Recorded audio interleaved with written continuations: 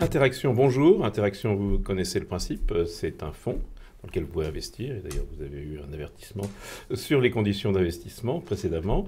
Et c'est également une émission dans laquelle nous étudions ce qui s'est passé dans la semaine, à la fois sur les marchés financiers, dans l'économie en général, et bien entendu dans le fonds. Et puis nous appliquons la gestion, nous présentons les performances. Je suis avec Thomas Louis, notre gérant. Bonjour.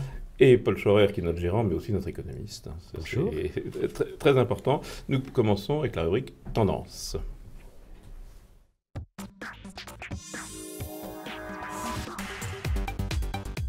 Alors, cette semaine, le CAC 40 est l'indice de référence d'interaction.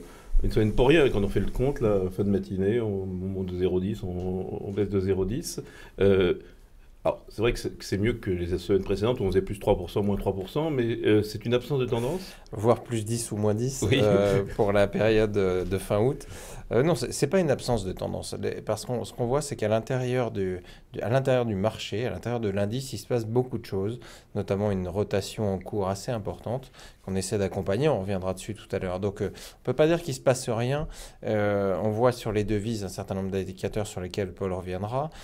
Sur la confiance, un certain nombre de phénomènes qui nous ont amené longtemps à regarder du côté de ce qui se passait de la Chine, alors que c'est plutôt aux États-Unis qu'il faut qu'on regarde ce qui se passe, à vrai dire. On va y venir. Donc juste un mot sur la Chine, peut-être Paul. Cette semaine, on a eu à nouveau des statistiques assez compliquées à interpréter, mais quand même globalement une baisse des importations chinoises, c'est-à-dire que l'économie va moins vite. L'économie va moins vite, on le sait, on le dit depuis un certain temps, Oui. et il n'y a rien de nouveau finalement derrière cette réalité.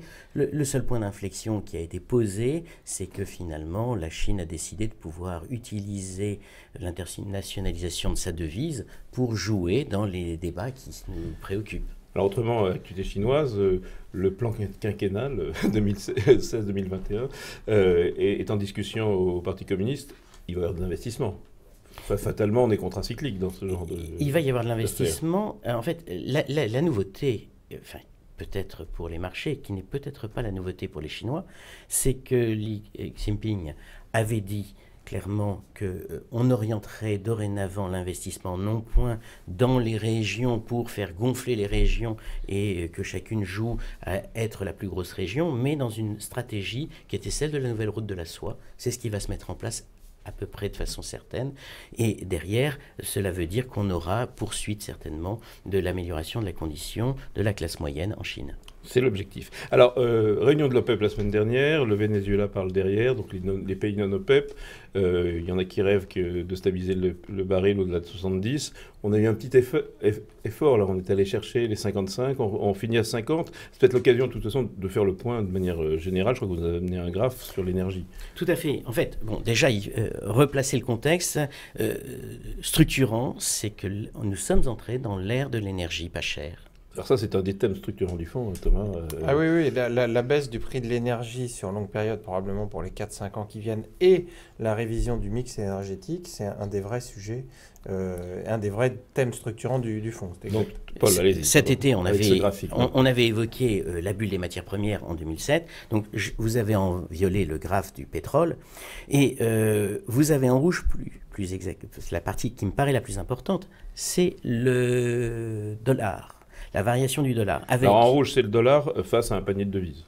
C'est le dollar par rapport à un panier de devises, et un panier de devises qui est calculé sur l'activité exportatrice et importatrice des États-Unis. Donc c'est ça, la véritable sensibilité. Donc il y a pas mal d'euros, il y a pas mal c'est la sensibilité de monnaie chinoise, etc. de la monnaie américaine, enfin de l'activité américaine qui est traduite par cet indicateur-là, qui n'est pas le cours de change euro-dollar qu'on a l'habitude de regarder. Alors on voit le pic, mais depuis le pic, on a donc ce canal légèrement baissier. Voilà, ce que j'ai essayé de faire apparaître, c'est qu'il y a des moments où, et c'est sur une très longue période, où on a un dollar qui est plutôt faible, puis on a des périodes où on a un dollar qui est plutôt fort. On n'est absolument pas dans une situation où le dollar est cher. Le sujet d'inquiétude pourrait être qu'effectivement on ait une hausse du dollar parce qu'on aurait une hausse des taux d'intérêt trop rapide, et on a évacué ce sujet-là grâce aux décisions de la Fed. Donc, si on avait un dollar trop cher, ou si on avait une ponction sur l'activité économique qui était liée à un pétrole qui pose problème, lié à un dollar trop cher, on aurait un ralentissement qui serait très inquiétant. L'idée pour moi, c'est de pointer qu'aujourd'hui, on est dans une situation où le dollar est fort et où le dollar peut rebaisser, le dollar index peut rebaisser sans que ce soit vraiment un sujet. Alors, dollar fort, ça pénalise comme l'économie américaine. Ça apporte de la déflation, je ne sais pas comment il faut dire. Dollar fort a été le sujet qui nous a inquiétés cet été. Et ce qui est intéressant, c'est de regarder comment, pendant toute une période qui a été celle 2006-2008, le dollar était faible, alors que le pétrole était très cher. C'est ce qui permettait de faire face à la situation. Et on a eu un petit peu la même... Violette et votre courbe rouge sur la fin Voilà, la remontée correspond finalement à la baisse du prix du pétrole. Bien, alors justement, on parle des banques centrales. Donc on a, comme tous les mois maintenant, la réunion de la Banque Centrale Européenne la semaine prochaine, celle de la Réserve fédérale la semaine d'après. Est-ce qu'on peut se mettre sur l'Europe? Oui, justement. L'Europe, c'est vraiment un sujet. On se dit qu'on n'arrive pas, que la Banque centrale n'est pas arrivée à faire repartir l'inflation, en tout cas en Europe. Les statistiques cette semaine sont une inflation négative un peu partout. L'inquiétude sur les États-Unis, c'est finalement que cela impacte la croissance naissante en Europe, établie en Europe, sur laquelle tout le monde compte, puisque aujourd'hui, on est dans une zone qui a une dynamique de croissance globale. Donc, je me suis intéressé plus particulièrement au ZIU, qui est un indicateur allemand, pour regarder un petit peu ce qui se passait. Et on a beaucoup entendu dire que le Volkswagen avait affecté particulièrement le sentiment des entrepreneurs allemand. C'est un peu récent. Hein. Tout à fait. C'est assez récent. Et justement, donc, dans ce graphe, on voit en vert. Qu'est-ce qu'on a en vert, voilà. En vert, on voit l'activité telle qu'elle est mesurée de façon réelle, c'est-à-dire actuellement. On voit qu'on est au-dessus de 50, c'est quelque chose qui est plutôt stable, et on est dans une période qui semble assez résiliente d'expansion. Ce sont des trimestres, c'est trimestre par trimestre. Donc on voit que ça fait un paquet de trimestres. Pardon, c'est mois après mois. Pardon, on est au-dessus du 50 voilà. depuis plus de 6 mois. Voilà.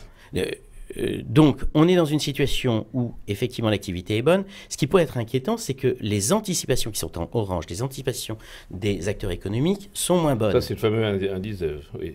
Donc, le ZIU anticipé est moins bon. Et la grande inquiétude que l'on peut avoir, c'est de voir les barres vertes rejoindre les barres oranges, comme ça avait été le cas à la fin de l'année dernière. Elles se rejoignent, mais elles peuvent se rejoindre de 3 moyens. Il y en a une qui peut monter, l'autre qui peut baisser, et puis les deux peuvent se rapprocher. Voilà, tout à fait. Et ce qu'on peut légitimement penser, c'est que l'action qui avait été menée en 2014 finit par payer avec une activité qui est meilleure dans la partie 2015.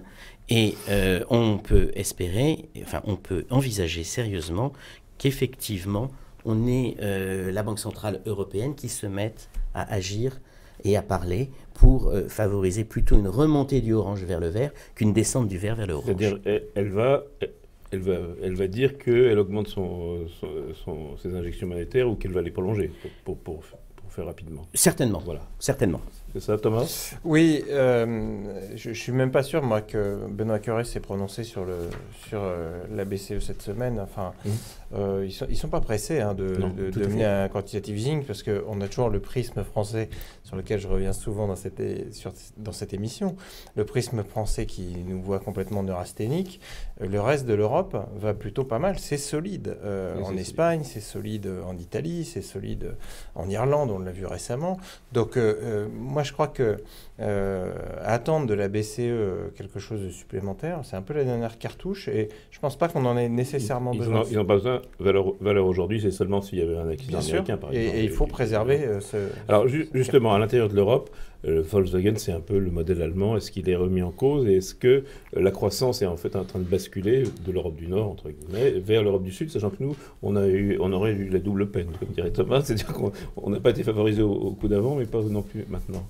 Alors, donc là, vous avez regardé l'Italie, qui est effectivement la grande économie sur laquelle on attendait un rattrapage. Depuis le début de l'année, voilà. On dit... On en parle pas à chaque émission. L'Italie va surperformer l'Allemagne. Oui.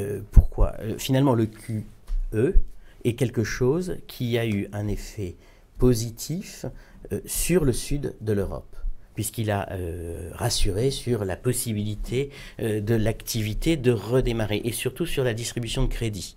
Donc finalement, aujourd'hui, ça se voit. Alors là, c'est la différence de cours entre le rapport Volkswagen et Fiat. En rouge, c'est le rapport de Volkswagen par rapport à Fiat, pour prendre une entreprise allemande, une entreprise italienne. Mais en bleu, c'est le rapport de l'indice MIB l'indice MIB italien, par rapport au DAX allemand. Et on voit très clairement, alors les échelles sont différentes, mais on voit très clairement qu'il y a 14% de surperformance en Italie sur l'Allemagne depuis le début de l'année. Et on voit qu'on a une surperformance qui est beaucoup plus importante, mais qui s'était déjà construite avant l'accident sur le rythme sur lequel se fait l'écart entre le DAX et le MIB. Donc finalement, on a quelque chose qui est structurel. Est-ce que ça va durer? C'est-à-dire qu'est-ce que l'idée, c'est ça, on en a parlé encore une fois depuis 6 mois, 6-8 mois. Est-ce qu'on est au bout en fait du rattrapage italien par rapport à l'Allemagne? Non, on n'est pas au bout du rattrapage italien, et c'est même une chose qui est plutôt positive pour l'ensemble de l'économie européenne. C'est-à-dire qu'en fait, on est sorti, on peut l'espérer en tout cas, de la crise souveraine, puisqu'on a une Europe qui est en train de repartir ensemble. Alors, dernier graphe très rapidement, vous appelez ça l'euro-index. Alors, l'euro-index, c'était exactement la même chose que le graphe en rouge que je vous avais présenté sur le dollar, mais là, c'est dans le cadre de l'euro et par rapport à la zone euro. On voit très clairement qu'en fait, la décision de la BCE de pousser l'euro à faiblir et de sortir des bandes de Merkel a été quelque chose qui a été suivi des faits, et on est revenu finalement avec une baisse de l'euro très significative. Et paradoxalement, on est dans un schéma où aujourd'hui, depuis que le QE a été établi, on a une forme de stabilisation ou de remontée de l'euro en relatif des autres monnaies. Depuis qu'on a lancé le QE, la Réserve fédérale qui avait annoncé qu'elle remonterait ses taux, finit par annoncer qu'elle ne le remontera pas. Donc l'euro contre le dollar, on attend quand même que les Américains agissent. C'est ce qui, finalement, va tout à fait dans le sens de ce que disait Thomas. Ils ne sont pas obligés d'agir immédiatement. C'est ça. Ils ne sont pas obligés d'agir, mais ils ont exprimé qu'ils pourraient le faire. Et c'est ça ce qui est le plus important. Bien. On en reste là et nous passons au tableau de bord.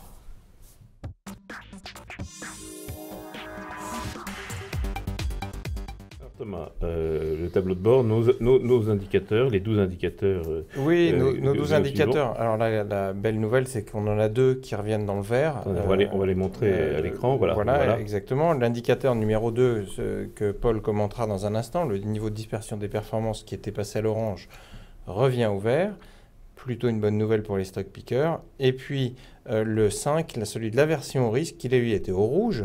Oui, on passe au rouge sans passer par l'orange. Oui. Et on est passé du rouge au vert directement, signe d'une stabilisation, en tout cas d'une normalisation. C'est ce qu'on vient de dire, on n'est pas à moins 10% par semaine ou plus 10% la semaine d'après. Oui, alors c'est une des traductions, mais en tous les cas, ce qui est intéressant, c'est de voir qu'on revient à la normale, alors qu'on a pensé pendant un moment qu'on pouvait basculer du côté de la force obscure, si je dois prendre l'image des amis de Star Wars. Donc je vais laisser Paul parler de l'indicateur du jour. Un dernier mot, la dynamique des corrélations, le seul point rouge, ça va durer ça?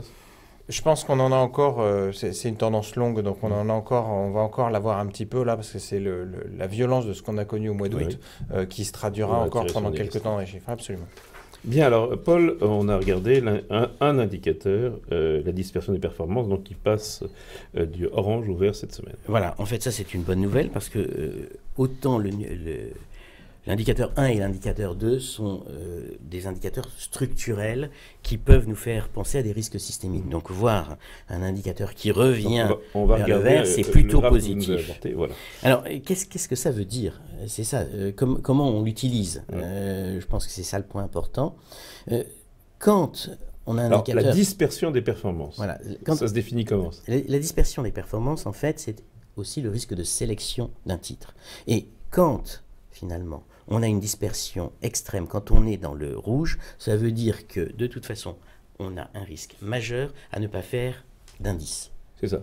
Donc, quand on passe au-dessus de cette barre-là... Soit on n'est pas investi, soit il faut être sur les indices. Donc, c'est ce qui peut justifier d'ailleurs qu'à certains moments, on rachète tactiquement, dans le portefeuille, des titres qui sont des très gros poids de l'indice, sans que pour autant on soit très favorable au titre lui-même. Et d'ailleurs, Thomas, au plus fort de la crise du 24 août, on a même pris de l'indice dans Interaction. Exactement. Souvenez-vous, on a rechargé, on avait du Sanofi qu'on a rechargé, on a acheté du Total. Oui. Alors c'est contre notre esprit de pétrole pas cher. Hubert n'était pas très content. Vous n'étiez pas très content qu'on achète du Total. Non. Et puis là, cette semaine, on va en mettre une couche qui ne va pas vous plaire non plus. Donc l'histoire, c'est, quand on gère, on a une partie tactique pour laquelle on va constater des aberrations. C'est ce qu'on a connu avec cet épisode, non pas neigeux, mais celui du mois d'août, qui nous a conduit à un certain nombre d'aberrations. Ces aberrations sont dans le marché.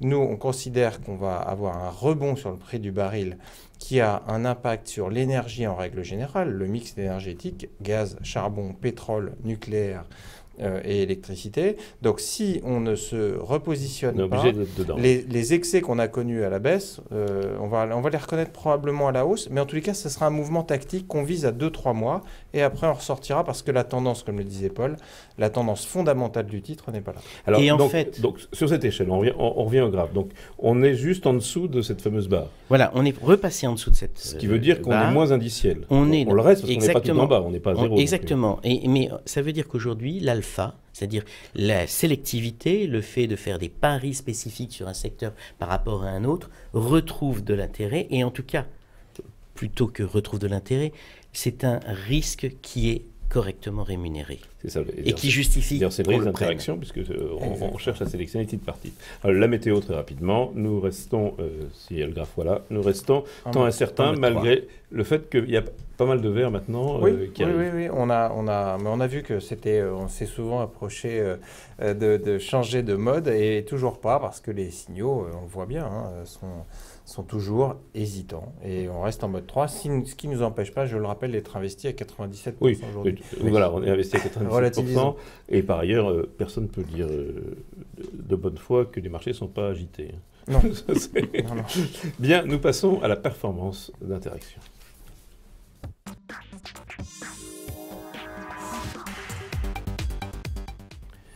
Alors, marché agité, on vient de le dire. Oui. Marché très agité. Tirer son épingle du jeu, c'est pas évident, d'une semaine sur l'autre, surtout si on a le nez fixé semaine la semaine. Donc, on va regarder la performance de la semaine. Oui, la performance au 15 octobre. Donc, hier soir, Interaction progressait de 9,92 depuis le début de l'année contre 11,61. Rien à dire, on fait 10% depuis le début de l'année. Je pense qu'on est je suis même sûr d'ailleurs qu'on est dans le premier quartile des gérants qui agissent sur les mêmes histoires que nous, voire d'ailleurs dans le premier décile pour la partie grande capitalisation, c'est essentiellement nos titres. Sur la semaine, on recule de 0,73, on verra à cause de quoi, et quand le marché, lui, recule de 0,50. Oui, voilà. C'est un peu aussi l'épaisseur du trait. Ce matin, on a ouvert à 1% de hausse, on fait 0,5.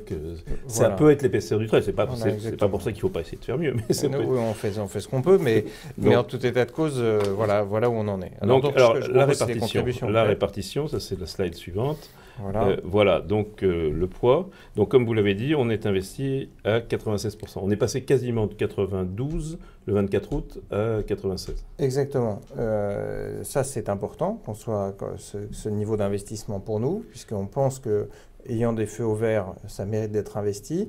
Une partie tactique dans le fond, je le disais, plus indicielle, et une partie sur nos fondamentaux qu'on réajuste au fil de l'eau. On verra dans les arbitrages un petit peu plus loin. Je vais juste insister sur le potentiel aujourd'hui. Donc en haut à droite, c'est bien ça. Voilà, la dernière colonne, vous voyez que le potentiel d'interaction, je l'avais déjà souligné la semaine passée, mais il augmente encore, 14,83% de potentiel à aujourd'hui, et contre 13,04 à l'indice, on a, en jouant ce potentiel-là, joué de notre stock picking. Et donc, ce qui nous a, là où on a perdu un petit peu ces derniers temps en écart, on a un potentiel de dépassement de l'indice qui est significatif au moment où je vous parle.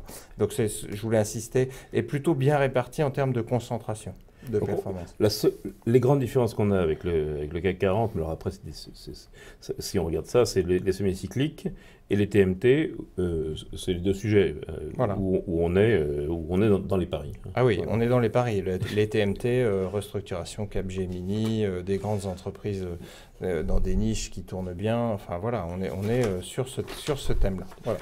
Ce qui signifie quand même des sous-pondérations sur les cycliques. Voilà. On peut regarder le portefeuille lui-même.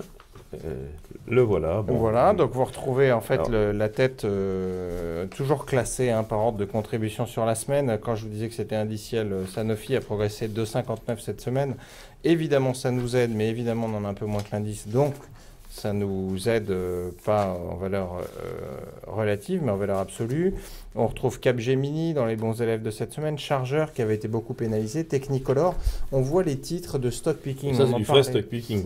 Oui, exactement. Par exemple, ces deux derniers, c'est pas des valeurs indicielles. Et ce qui est intéressant, c'est de revoir que finalement, les corrections qu'on avait connues qui étaient absolument qui étaient aberrantes pour un certain nombre de titres, voilà, on les reconnaît finalement dans l'autre sens. Et avec cette autre partie, on peut enfin se dire que on a raison, qu'il ne faut pas perdre la raison justement et pas désinvestir.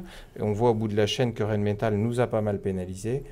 C'est pas grave. C'est une valeur sur laquelle on a bien gagné. D'ailleurs, c'est amusant, quoi. C'est amusant. C'est intéressant de voir que Rheinmetall, que Groupe Eurotunnel ou que Deleuze, qui sont des valeurs sur lesquelles on a fait de très belles performances, sont celles qui sont l'objet d'arbitrage, probablement plus que... Oui, et je pense que c'est ponctuel. Sur ces titres-là, sur des corrections assez violentes, on l'a vu, mais pas dans des très gros volumes. Donc les fondamentaux restent là, et il y a fort à parier que ça remonte dans les quelques jours qui viennent. Très bien. Nous allons passer à la gestion.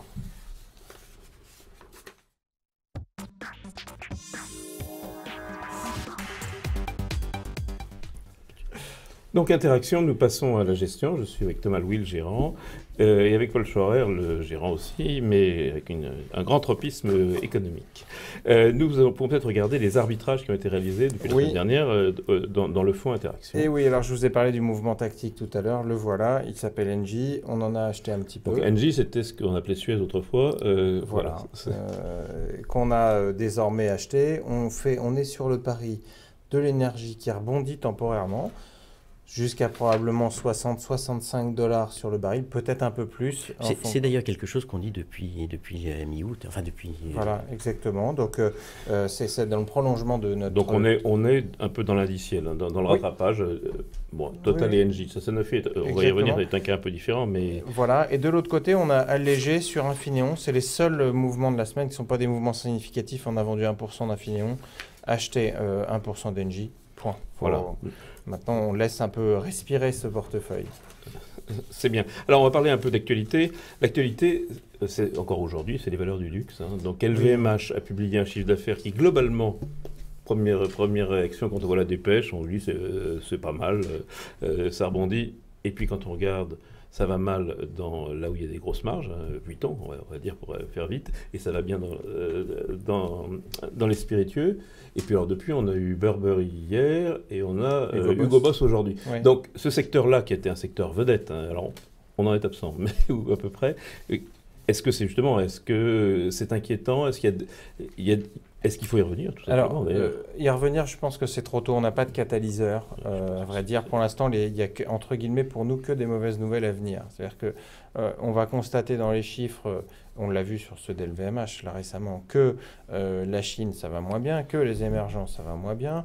Bon, il y a l'aspect alcool qui tient, mais enfin c'est pas là où sont les plus grandes marges. Alors donc, paradoxalement, en revanche, Rémy ou Pernod ça va mieux parce qu'effectivement eux ils sont pas dans l'hyperluxe. Exactement. Donc on est dans le mass market, dans l'effet volume, et dans l'effet volume ça va pas mal sur les alcools. En revanche, dans le groupe LVMH, ça déçoit un peu. Et comme c'est une valeur chère, on en a souvent parlé ici, c'est une de celles qui sont les plus pénalisées en ce moment. Les investisseurs se disent, à X, alors je ne sais plus, à 20 fois ou 23 fois les résultats, oui, je l'ai sous les yeux, 23,7 fois les résultats 2015, c'est quand même très cher, et ça mérite qu'on aille se concentrer sur autre chose, le temps que la croissance mondiale reprennent ou déçoivent moins. Je rappelle qu'on est en dérivée seconde sur le marché, qu'on ne s'intéresse qu'à l'accélération et pas au constat. Non, mais si on dit que la Chine fait 6,5, c'est pas le drame du siècle, mais néanmoins en dérivée seconde. Alors, il y a un secteur qui a un peu morflé cette semaine, on l'a vu puisqu'on en a.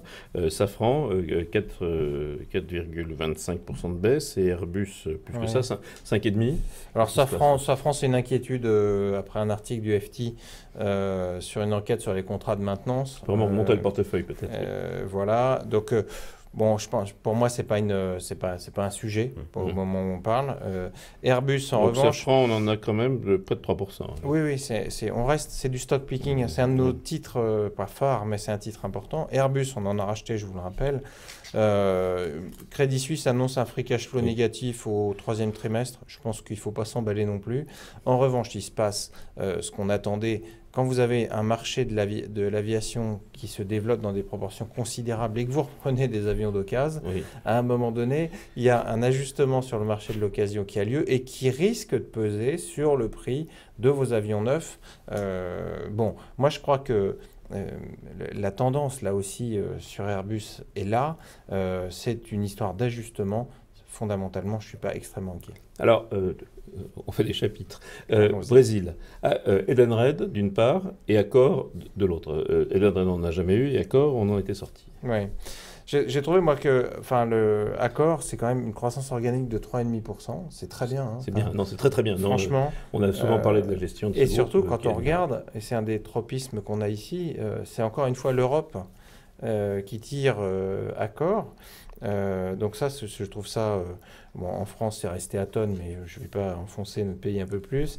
Et puis, par contre, le Brésil confirme ce qu'on craignait, mais qui était déjà dans les cours. Voilà. Donc, finalement... Donc pour Accor, c'est pas trop grave. Pour Edenred, c'est quand même au cœur de leur activité. Mais oui, parce que quand vous expliquez que votre croissance, elle va être là, et que vous décevez, c'est l'effet aussi connu sous Donc l'effet Accor, on peut le garder sur surveillance en disant on peut y revenir un jour, ce qui n'est pas le cas des Non, Edenred, je ne serais pas parti. Alors Brésil, toujours, même s'il n'y a pas que le Brésil, Casino a surpris agréablement. Carrefour aujourd'hui surprend agréablement. Alors ça illustre ce que vous disiez, 1,6% de croissance en France et 4,6% dans le reste de l'Europe. Donc ça illustre bien que... Et sur Casino, toujours la punition brésilienne, entre guillemets. Les bonnes nouvelles françaises... Donc, oui, ça permet d'amortir les mauvaises nouvelles brésiliennes. Oui. Et donc, voilà un titre qu'on peut laisser aussi sous surveillance avec la bande. Les deux, Carrefour, Casino. Je pense qu'il faut Carrefour, on en a un peu. Donc, Carrefour, on en a déjà. Casino, on en a eu. On en était sorti. Il sera temps de revenir dessus. Bon, j'ai pas Carrefour, d'ailleurs, sur les performances arrêtées hier, on perdait 4%. Il a repris plus de 6% aujourd'hui. Donc, c'est ce que je vous disais tout à l'heure. C'est-à-dire qu'en ce moment, le stock picking va probablement reprendre le dessus. Donc, surtout, éviter de bouger pour éviter l'effet porte de saloon qu'on connaît bien sur les marchés financiers. En fait, de porte de saloon, il y en a un. Il vend le téléphone.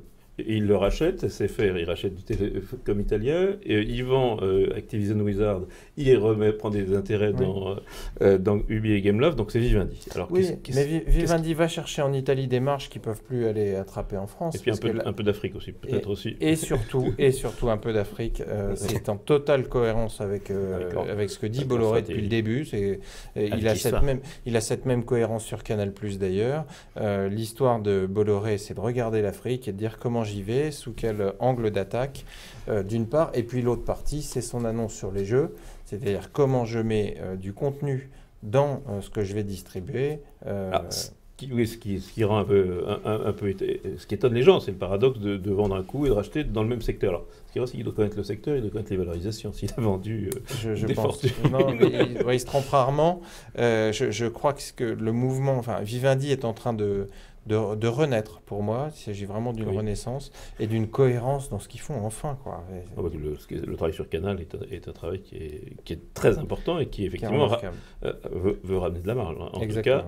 Et alors Bolloré est dans les baisses en revanche, l'actionnaire, alors que l'activité automobile est plutôt porteuse pour des gens qui font de l'électrique. Oui, alors, je pense que là aussi c'est temporaire. Encore une fois, Bolloré c'est pas très liquide non plus. Donc de temps en temps, vous avez des grosses mains qui sortent et qui appuient sur les cours. Je ne m'énerverai pas plus que ça sur ce sujet. Bon, juste très rapidement, Crédit Agricole, il y a eu une tôle, une petite amende en Amérique, comme d'habitude, mais un peu moins grosse que pour BPO. Je rappelle que les autres ont bien donné aussi en matière d'amende. Donc le Crédit Agricole, finalement, je trouve que c'est pas très élevé. Je m'attendais à beaucoup plus. Ce qu'il faut qu'on surveille au Crédit Agricole, c'est cette gouvernance-là. Voilà. C'est ce qu'on vise. On vise la restructuration. Oui, exactement. On va redonner le pouvoir aux gens qui sont au contact des entreprises et donc des clients du Crédit Agricole, une histoire dingue. Oui, c'est dingue. Maintenant, une banque qui va être dirigée par les gens qui font la marge, c'est incroyable, très curieux. incroyable, une nouveauté. C'est pas dirigé par les commerciaux, c'est vraiment dirigé par les gens qui font la marge. C'est ça qui est intéressant. Et je pense que ce sera probablement une des belles histoires à partir de maintenant pour les 6 mois qui viennent. Alors, juste, on a vendu Infineon, les semi-conducteurs ont un peu flambé cette semaine. Oui, alors nous, on était sur un choix tactique très précis. Hein, exactement. donc, je pense qu'Infineon, on a eu des déceptions sur les ventes de tablettes, de PC. On a eu un peu de déception dans tous ces domaines. Ça a pesé un petit peu sur les cours. Et moi, je pense qu'on est arrivé au prix qu'on avait fixé. Je rappelle qu'on fixe des prix. Oui, quand on n'est pas loin des prix qu'on fixe, il faut savoir vendre. Qui est la chose... Une des choses les plus compliquées. C'est un des secteurs les plus agités en bourse qui soit, de toute façon, voilà. Le semi-conducteur. Alors, beaucoup de révisions, juste pour finir, beaucoup de révisions à la baisse des analystes financiers. Alors, vous allez me dire que c'est assez traditionnel. La bourse a baissé le 24 août. Et bien, à partir du 25 septembre, un mois après, on commence à réviser les objectifs de cours.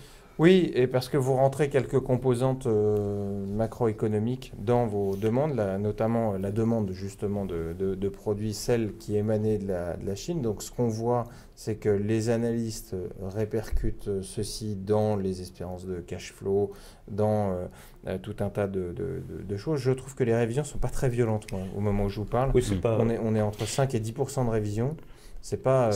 On voit pas des fortes baisses juste sur un avis. Ce ne sont pas des fondamentaux. Et ça veut donc dire que pour nous gérants, pour revenir à la gestion d'interaction, il nous faut aller chercher des titres qui ont déjà des potentiels de 15 à 16%, ce qui est énorme dans un contexte actuel.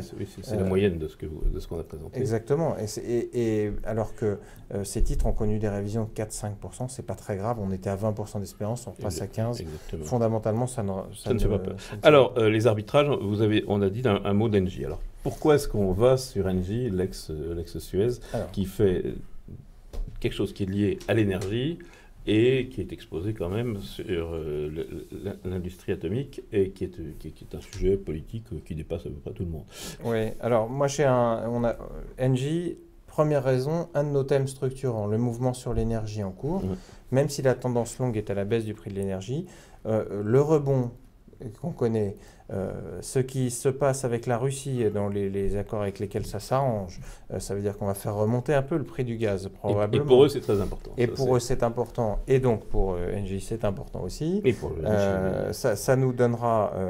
D'abord, ça nous rassure sur un truc qui avait touché Engie, qui était le risque sur les free cash flow. Oui. Or, c'est une entreprise qui donne pas mal de dividendes. Ce serait dommage de s'en priver. On a eu cette démarche aussi sur Total, dont on pensait que le dividende était menacé. Celui d'EDF l'est clairement. Donc, il faut être très sélectif dans ce qu'on fait. Et là, avec un prix du gaz qui peut remonter, on peut être rassuré. En tous les cas, pour les 6 mois. On a 5% du portefeuille en total, donc on est un peu sous-exposé. Et Engie, on en a pris 1%. On en a pris 1%. On peut continuer quand même. On va probablement monter à 2-3%. Oui, c'est ça. Encore une fois, choix tactique. C'est tactique. Il y en a pour 3 mois en fonction du prix de l'énergie. Ça va vraiment être indexé sur le prix de l'énergie. Je reviendrai sur un point structurant en fait de notre approche. C'est qu'aujourd'hui, on est plutôt à considérer que c'est la fin du monde du charbon. Dans cet univers de l'énergie pas chère. Et Engie incarne assez bien cette logique-là. Et voilà. Et puis, du point de vue du mouvement qu'on est en train d'opérer, je rappelle qu'on avait vendu le 5 décembre 2014, donc ça fait un bail maintenant, on avait vendu notre position à 20,50 €. 20,50 €, on est donc 27% plus bas au moment où je vous parle. Oui, donc pourquoi on l'a vendu? On l'a vendu sur le mouvement d'énergie qu'on avait décrit à l'époque, puisque, encore une fois, c'est de l'espérance, c'est la dérivée seconde qu'on attend et pas la dérivée première. Donc aujourd'hui, on pense qu'on a pris à Traillant, qu'on peut connaître ce rebond tactique probablement de 15 à 20% et on ne voudrait pas s'en priver. Ça se paye 10 fois le résultat avec un beau dividende. On va les prendre. On a des valeurs d'indice. Hein. On a du Total, on a maintenant du Engie et du Sanofi. On a quand même 3 valeurs. Donc Sanofi est un cas différent puisque on a du BNP aussi qui n'est pas négligeable. On a du BNP, donc on n'est pas complètement en dehors, même si on n'a pas de luxe par exemple, ce qui est une bonne chose. Alors on avait commencé à vendre du Nexity la semaine dernière, on continue? Oui, on va solder Nexity. On solde l'immobilier, quoi. Ce métier-là est un métier compliqué. Moi je pense que le problème problème, c'est que je ne vois pas où ils vont gagner de l'argent au moment où on parle, ni comment. Les ménages ne sont pas plus solvables. On a cru pendant un temps qu'avec la hausse possible des taux d'intérêt, les gens se précipitent pour acheter. Il ne se passe rien. Il faut que les ménages soient solvables pour acheter. Je ne sais plus comment le répéter. C'est-à-dire que même si vous payez 2% d'intérêt, il faudra toujours rembourser quand même ce que vous avez. Mais bien sûr. Aujourd'hui, on ne parle même plus de rembourser les intérêts. C'est un problème de est-ce que j'ai les moyens ou pas d'acheter un bien qui est généralement 30% trop cher. Si on regarde le ratio revenu disponible sur le prix, prix sur revenu disponible, on est 30% Donc trop cher. On sort complètement du secteur de l'immobilier, en tout cas de l'immobilier. Je crains que ce soit, je crains que ce soit dur pour l'immobilier pour la période qui vient, et que les mauvaises nouvelles s'accumulent un peu. Très bien, ce sera le mot de la fin. Rendez-vous la semaine prochaine, même heure, même endroit.